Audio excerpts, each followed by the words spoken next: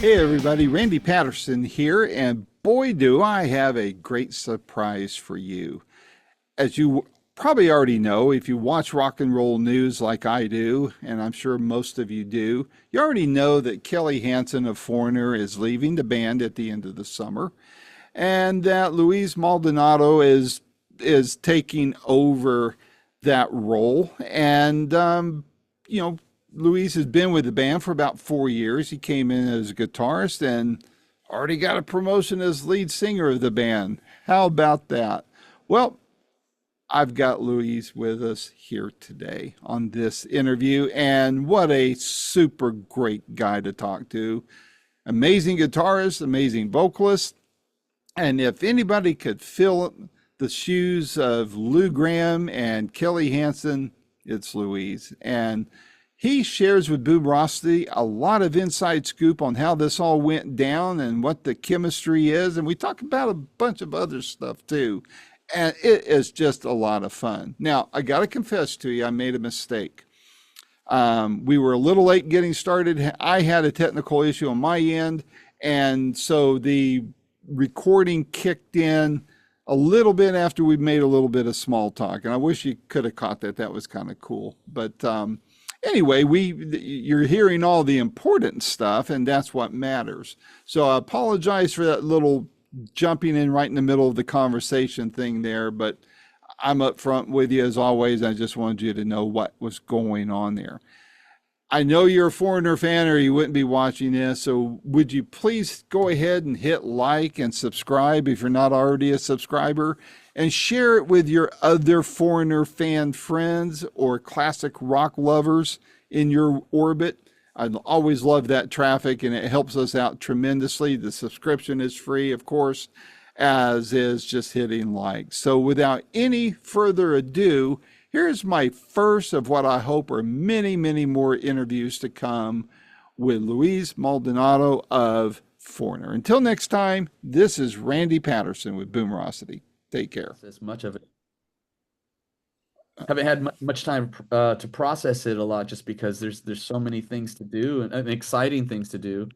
And it's a big team here, so it's really all about the team, and there's been a lot of support, and from everybody. I mean, mainly, I mean, I'm here originally because of Mick, right? Yeah. And, I remember when I got off the phone with Mick, I was like, wow, that blew my mind. And then, with me stepping into this whole uh, new role and dynamic of the band, again, I'm here because of Mick, and I'm here also with the support of Lou, and more importantly, with the support of all the guys in the band, and Kelly has been really, really awesome. I mean, it feels very natural because of that. Right. Um, everybody's involvement and support, and again, because it's really a team, um, it, there's a safety in that, you know. Yeah. I'm asking more questions and going, which way should we do? It's not really about me coming into a role and putting on the cape and the helmet and going, okay, this is what we're gonna do. There's nothing like that. Thankfully, there's nothing like that. Right. Because one of the great things about this band is that it is a band, and that it is a brotherhood, and that we're all, I mean, we just had some great moments the other night. We were all in the same room, talking about stuff, and like, brainstorming ideas. And, we've also made some pretty hard decisions too. And in that same spirit, we're able to come together and go, well, uh, couldn't be part of a better organization. I mean, really, it's Well, I have to awesome. agree with you. I think the first interview I did with any of you guys was actually might have been with Kelly, but I think it was with Mick first, and this was in 2019, just Yeah, that's right. before the pandemic, and also they were performing. I was working in Nashville at the time, and they were performing with the chorale and the orchestra there. Probably one of the best concerts I'd ever seen. Absolutely Yeah. amazing. But what really impressed me, Louise, to back up what you were just saying, when the pandemic hit, what struck me is the band I mean, they started emptying out the warehouse, so to speak, of merch and selling it to support the roadies, the crew. Yeah, the crew. Yeah. And that struck me as being probably one of the coolest things I saw during that whole period of time. You know, a couple of others were doing things to help, lower, like Joe Bonamassa doing his fundraiser to help the lower level musicians that weren't as successful as him, people like that. But man, what Foreigner did for their crew, that I mean, that put you guys at the top shelf there. And I realized that was probably just before you joined them, wasn't it? It was actually I was in a band called Train at that time. But to to agree with you on that, because knowing the crew now, all the people that it is, I mean, there really is there's no division here. We're all kind of one big Mm-hmm. unit. And you mentioning that, what they did for the crew, it's the right thing to do. I mean, they're Yep. out here too. They're out here missing their wives and their daughters and their sons. They're out here, I mean, they're the first ones in, last ones out. I mean, they Yep. they really, really work hard. So it's the right thing to do. And it's interesting because I remember when I first joined the band, um, I was getting calls here and there, for certain things. And I remember talking to this one woman promoter, and she was going, "Hey, so and so, if you could do this, we'd like you to be part of this fundraiser." And I'm like, "Hey, I just want you to know, I'm not in that band anymore. I'm in a band. I'm in a new band." She goes, "Oh, really? What band is that?" And I said, "Yeah, I just joined Foreigner." And she just goes, oh my God, one of my favorite bands to work with. She's worked with them for years, and she said absolutely nothing but glowing things about the crew, the band, the management. Mick is the kindest. And Kelly was everyone was so professional. And I just remember hearing all that going, I know this person. I've known this person for 15 years. When you're in this industry, you see the good, the bad, the ugly, all of it, right? Mm-hmm. Mm-hmm. And when and she wasn't a hype person. She was just, and I was like, that is the best thing to hear. I made the right decision. Not Yep. only because of the songs, but it's everything. It really everything has to line up. You got to be with people. You got to love the music you play. Yep. Absolutely. You got to love the music you play.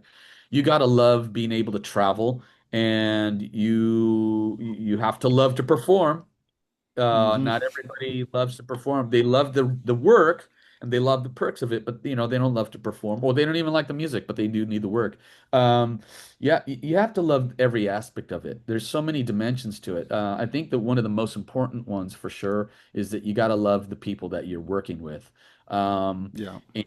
and there's a high level of respect regardless of just being a good human being, right? Just be a Yep. good human, no Right. hierarchies, no, you just got to love the people that you're working with, and to be able to withstand like being out on the road for 200 days out of the year and all the craziness and going airport to this and cars and you know having your mood swings or whatever, and got people that put their arm around you and go, you're okay, you're with good people. And that's this camp. This camp is Yep. is is probably everybody supports each other, everybody uplifts each other. I mean, when we're home on our days off, we hang out, What are you doing? Nothing. Let's go for a walk. Great. Hey, what are you doing? Let's get the girls together and have dinner. Hey, what are you doing? I don't know. I'm gonna go to Michael's. You should come to Michael's too. All right, great.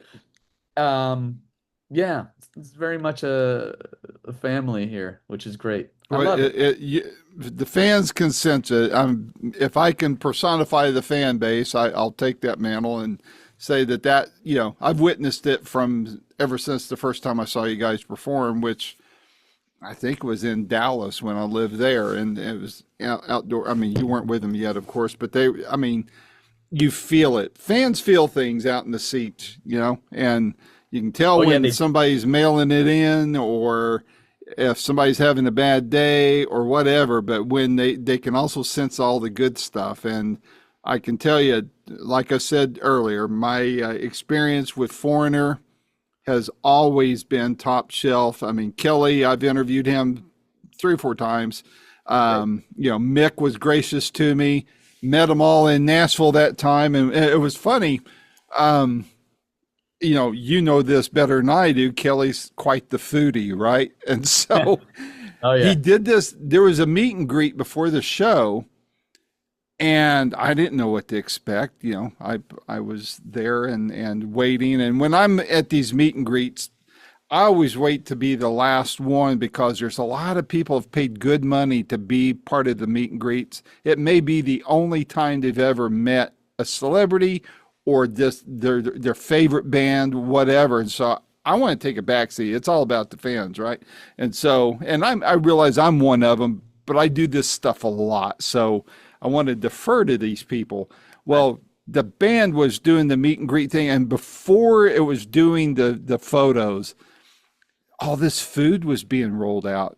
Kelly had partnered with somebody there in Nashville, some famous a chef. I don't remember. That's not my area of, that's not my wheelhouse, as they say. But man, he was all over. And each time they were rolling out something, he's explaining the food.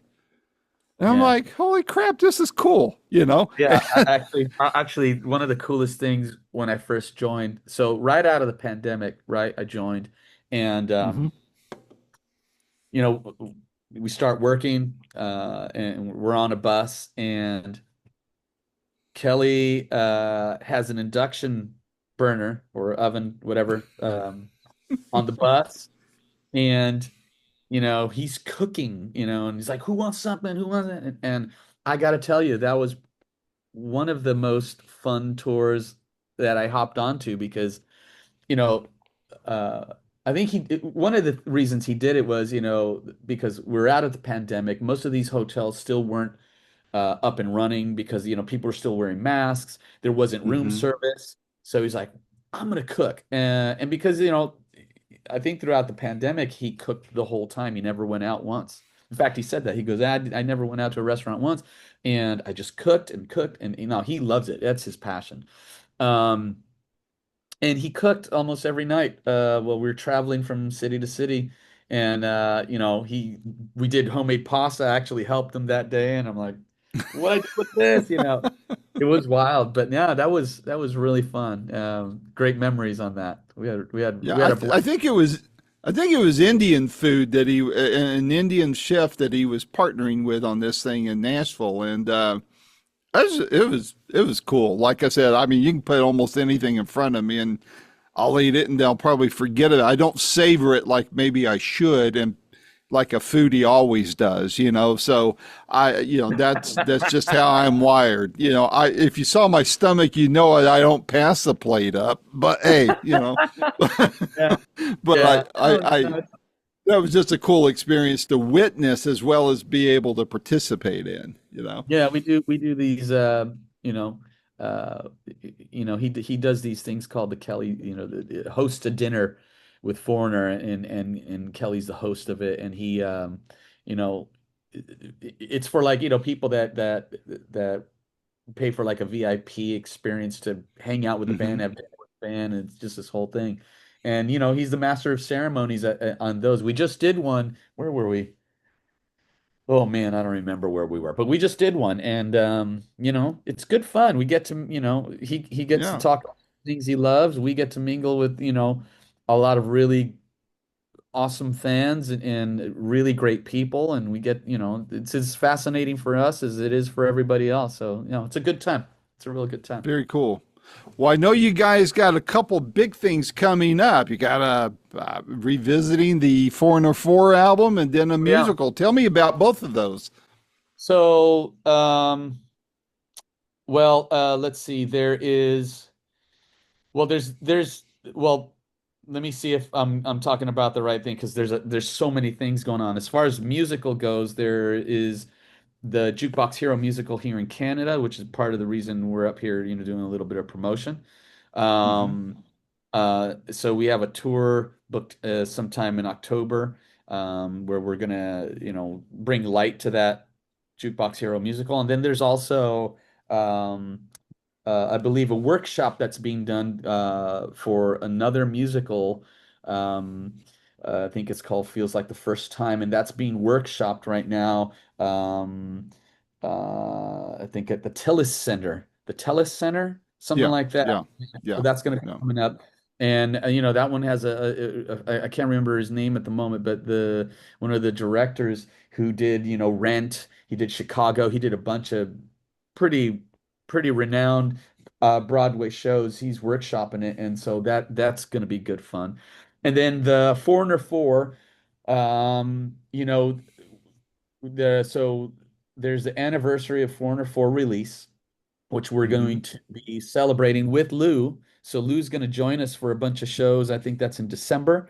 Um, and there's going to be a re-release of 4 with a lot of bonus tracks that have never been released from the original guys. In fact, a couple of the songs I think, Lou finished, and we did a little bit of stuff here. I think I sang backups on one of them or whatever. But there's some new material on that has never been released. It's really cool. So that's fun too. And then also the album's being released with the Dolby Atmos in the Dolby Atmos format. And we this was in March, I believe. Is Jeff, Jeff Pilson, Yep, yep. is an director. It was Lou Graham and it was myself, and we were in I think it was Clearwater. We found a studio over there to kind of listen to the finished product of all the Dolby Atmos mixes. It was amazing. It was really, Ah, really, yeah. So you know how like um you have surround sound, right? mm-hmm, You have 5.1. Well, usually with mm-hmm. surround sound, it's kind of like a physical placement of the speakers, and it kind of, you hear things here, you hear things here, and they kind of pop out every now and then. With the Dolby Atmos, I mean, not only was the sound and the tonality and clarity of it amazing, but it was really dimensional. It wasn't this way. It was everywhere.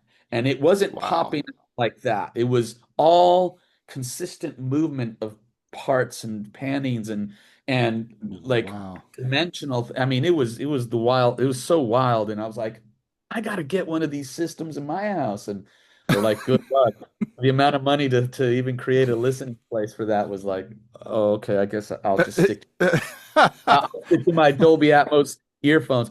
And that is actually, I can comment on that. If you're a fan of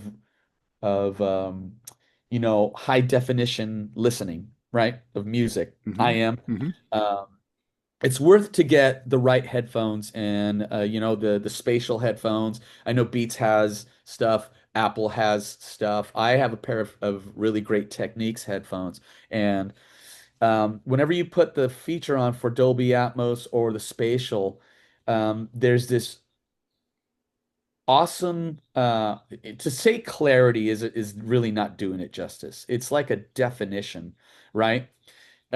And so it would be like when you listen to music, there's this kind of people use the term glue, right? Everything is Hmm. just it all's there, it feels good. When you have Dolby Atmos, it's like you have very clear, defined placements and of what is going on. I mean, you could hear things that you've never heard before going, "Oh wow," because it's so clear and defined. I'd say that's the biggest difference, when I turn it on, turn it off really quick and try to go between the two. And they're both great experiences listening to stuff. I mean, we're used to one for sure.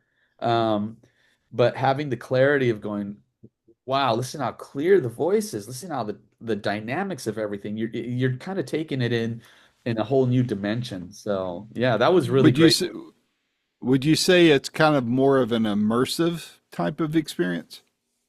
Um,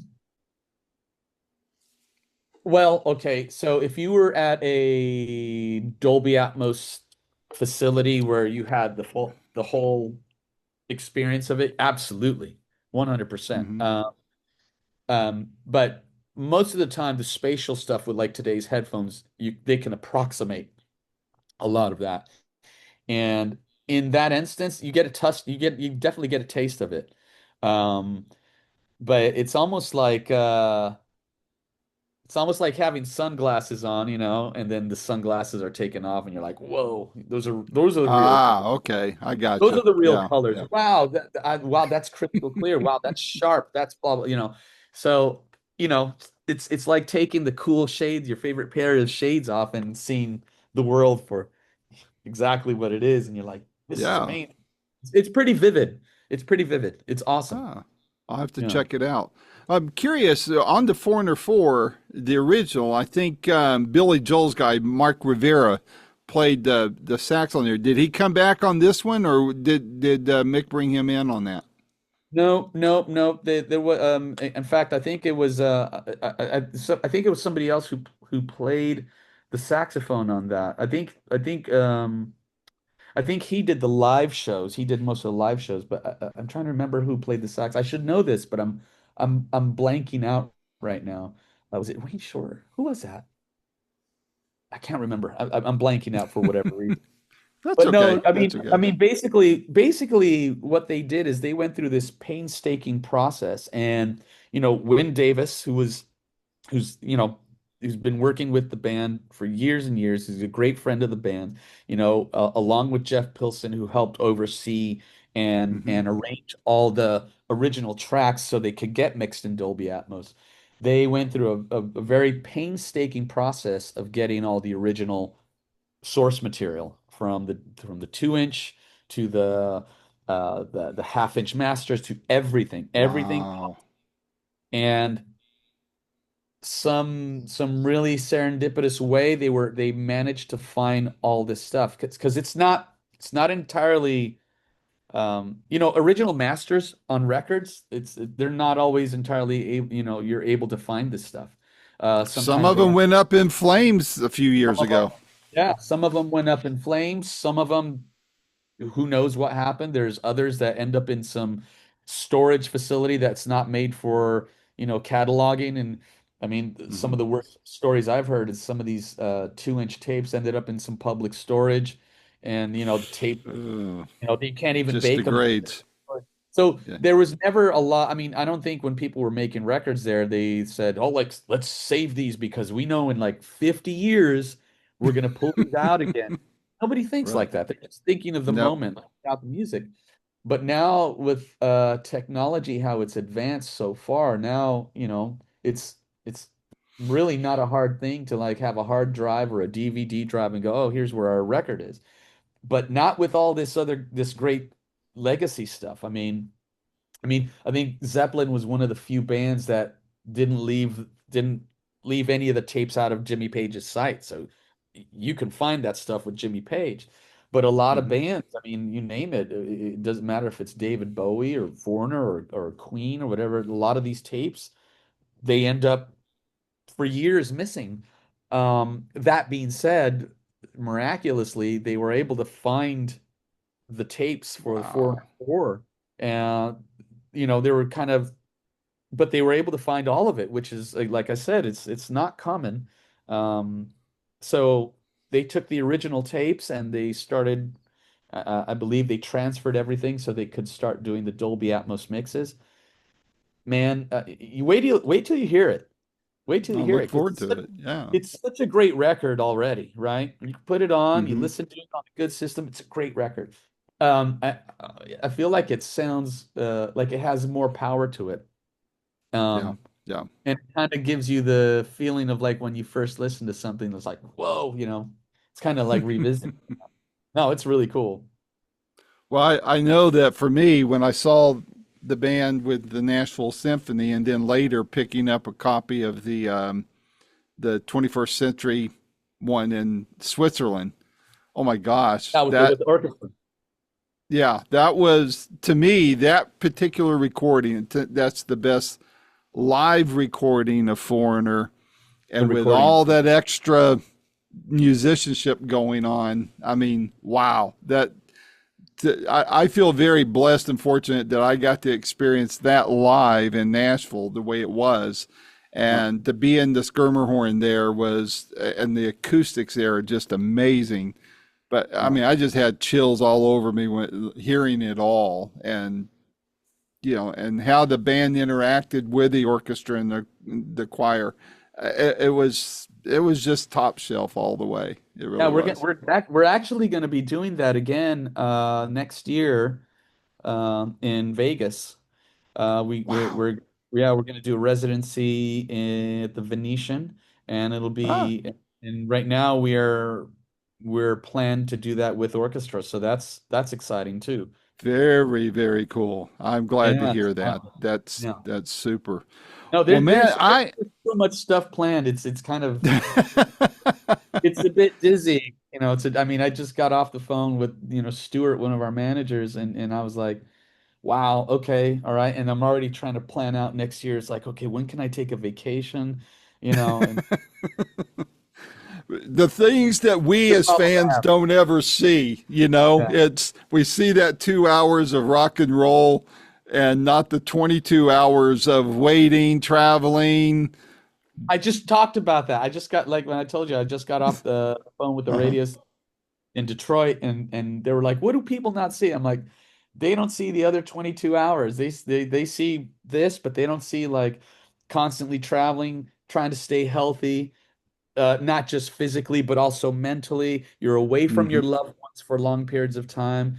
Hmm. Life happens, you miss birthdays, you miss anniversaries, you miss funerals.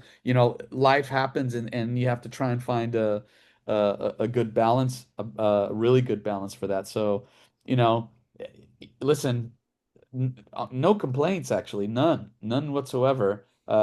Except that I got to stay away from sugar, and I've got to eat more water-based food. Oh, well, make the exception that if you come over here to Dollywood, that you try out at least a piece of the cinnamon bread. I'm telling you, Oh yeah, that'll happen. it That'll happen. it's worth backsliding over. It really Oh is. yeah. I Well, that's a good way to put it, backsliding. it's old religious term there. Oh yeah, So yeah, for sure. For sure. well, Yeah. Luis, like I said, I've interviewed Kelly several times. Jeff once or twice. Mick once. I look forward. Let's make a deal that we talk at least once a year as you guys are progressing and want to keep supporting the band every Yeah. way I can. And my door is always open to it. Even if you're doing. And this is a good question. Are you still going to be doing any solo work, or will you have time? Uh, that's a good question. I mean, the desire is there. Whether time allows, that's another question. But yeah, I mean, the desire's there for sure. I mean, it's easy to say yeah, but whether it happens or not, that's a whole other thing. But Yeah, that'd be cool, yeah. you know. So yeah, I Well, if mean, it does, my door's open for you on that too, man. I love how you right on. I performed. appreciate it. I've seen you with Foreigner a couple times already since you joined them, and so I'm all in. I want to support everybody in the band, and like I said, the impression I had during the pandemic, that's what really set me up to really want to always, be supportive of you guys. I mean, in the position I'm in, Luis, I I hear the stuff like, "Oh, Foreigner's not Foreigner," without and then name whatever member no longer there. I hear digs Well, about, well, Mick's not always with them and all that. You know what? This is a different time. I'm not that hard up about. I mean, heck, you still got people complaining that Brian Jones isn't with the Stones anymore, and that's yeah, been but you know 60 what? years. Yeah. Yeah, honestly, that's very easy to address these days because Mhm. the reality is none of us would be here at all, right? Without Mick. I Yeah. wouldn't have gotten into this position had it not been for Mick.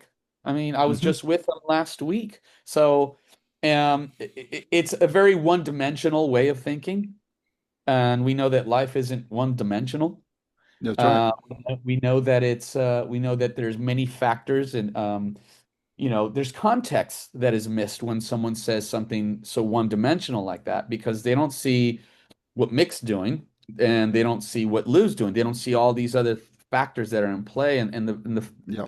there's so and it's really also that way of thinking is kind of a generational thing. We've seen a lot of these younger generations that have wonderfully been open arms and everything. And it's really one particular generation that kind of like it's on this loop of like, "Oh, it's not this, if it's this, it's not this." It's like, yeah, okay, cool, but you're obviously not seeing all the other things that are happening here in regards to the band's legacy and the songs and Mm-hmm. Nick's involvement still, and all the decisions are made from this collective.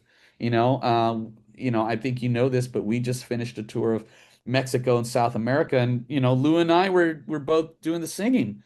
And I'm riding on the planes with Lou, and we're having a great time. We're laughing, and and really, the only opinion that I concern myself with is really Mick and Lou's and this band and the management who As makes it should be.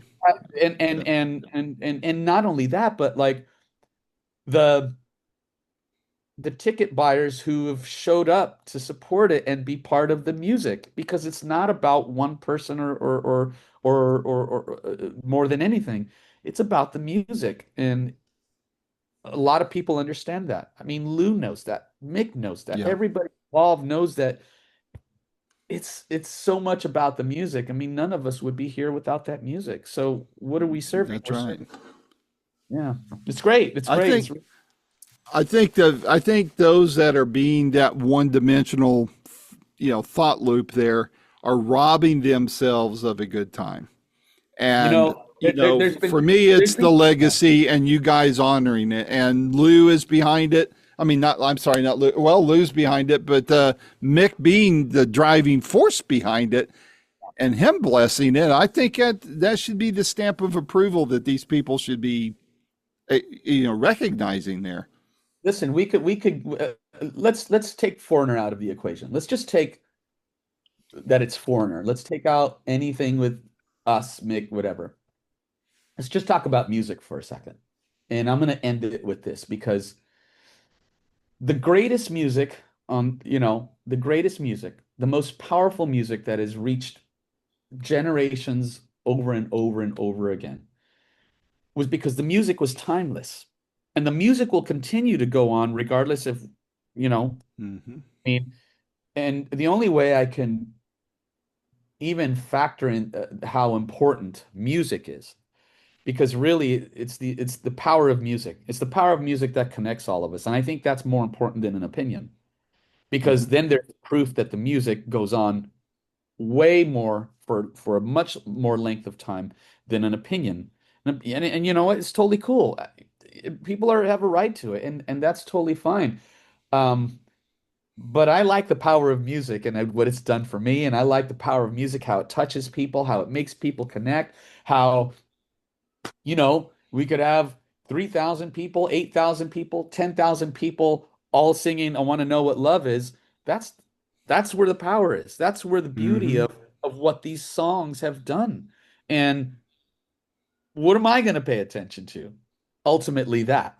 Mm-hmm. And and I think, I mean, there are a few bands where, actually, let's even take popular music, today's popular music out of the equation.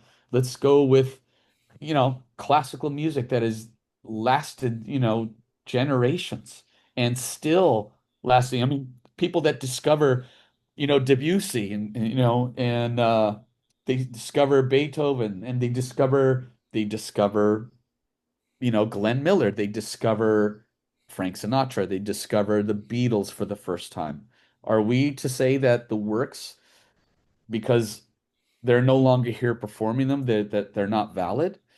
No, because it's the songs, it's the material that's most important. And I Yeah. believe we're I, we're entering into a new era where people are starting to see that.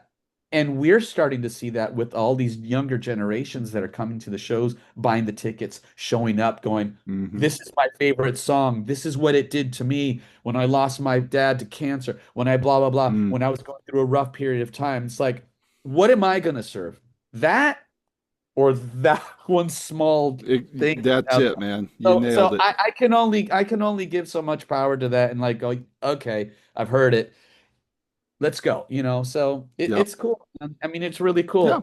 I feel blessed to be part of, I think all of us, and I could say this for everybody involved. I think we're all feel how special it is to be part of this thing and to like the fact, I mean, I remember Lou said to me, he goes, man, there's a lot of work to do here, Luis.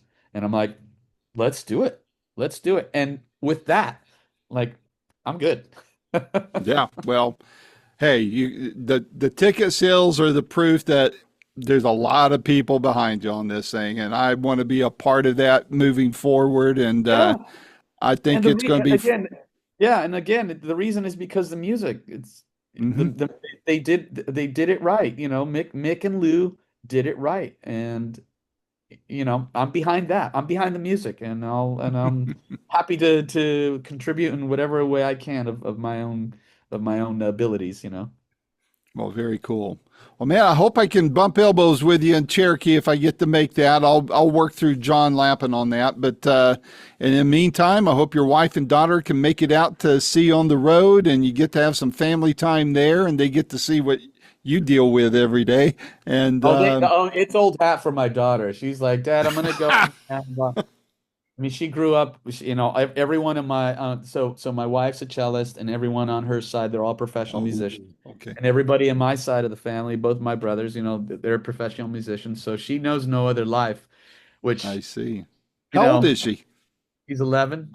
So she grew up, you Wow. know, she's grown up on the backstages, on the planes, and she's been on the tour bus with me, you know, sleeping next to me on the bunk. And yeah, so yeah, Who's the going to, most famous person she's met that she was actually impressed by? that's a good question. That's a good question. You know, she doesn't have that mechanism yet. She doesn't have that mechanism where she gets starstruck or like she has context of like, oh my God, it's look at, you know, she's just a lovely open. But I will give you one moment that I thought was really touching. So she met Lou, right? Hmm. She met Lou for the first time when we performed at the Rock and Roll Hall of Fame.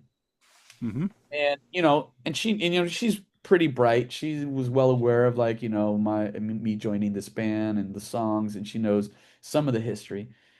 And we were in the lobby, and everyone was going to their hotel room. And I saw Lou. I go, Lou, I want you to meet my daughter. And he's like, oh yeah. And he goes, hi, young lady. And she goes, hi, Lou. He goes, do you know who I am? And she goes, and he was because she seemed very like well aware of who she was. So he was like, do you know who I am? Kind of asking like that. She goes, yeah, you're Lou Graham. You're the original singer of Foreigner. And they had this wonderful dialogue, and his eyes just went, and Wow.